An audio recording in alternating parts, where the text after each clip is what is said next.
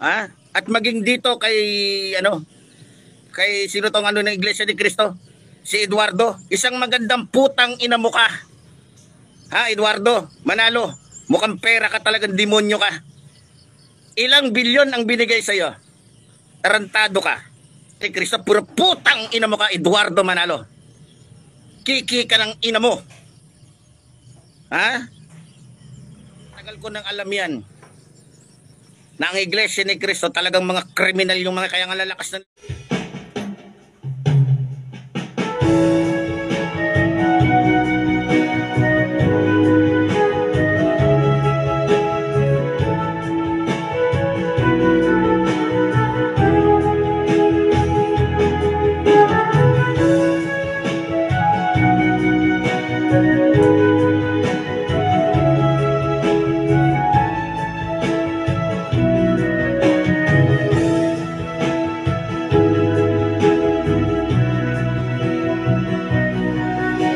Sariwa pa sa isip ko at napanaginipan ko nang pinagmumura mo si Ka Eduardo Manalo.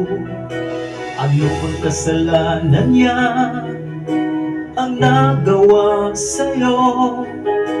Tinawag mo pang kriminal ang Iglesia ni Cristo.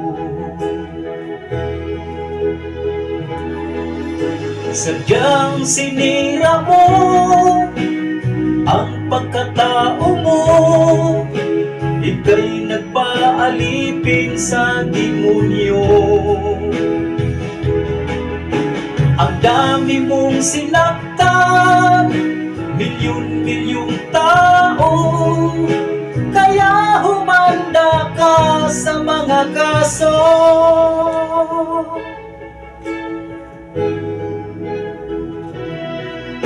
Luzon, Visayas, Mindanao ang kinalaban mo, pati sa iba yung dagat magkakaso sa'yo. Hindi mo man lang inisip ang pamilya mo, birada ka ng birada nang walang ebidensya.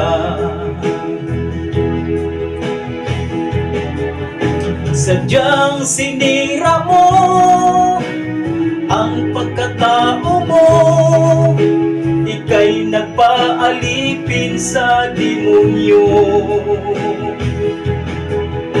Ang dami mong sinaktan, milyon-milyong tao, kaya humanda ka sa mga kaso.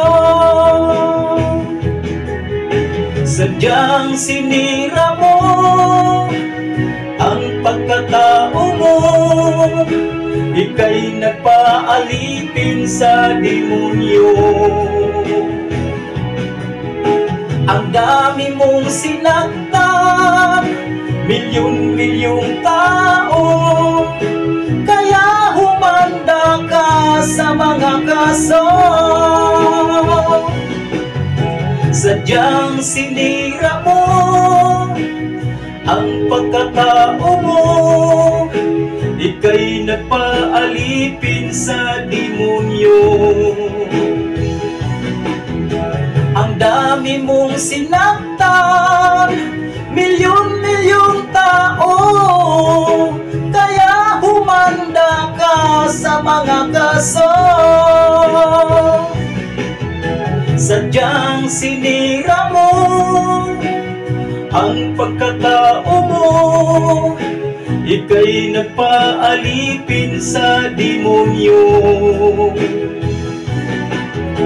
Ang dami mong sinaktan, milyon-milyong tao, kaya humanda ka sa mga kaso. Kawawa ka naman, Epipanyo. Hindi naman siguro kabawasan sa pagkalalaki ng buhay.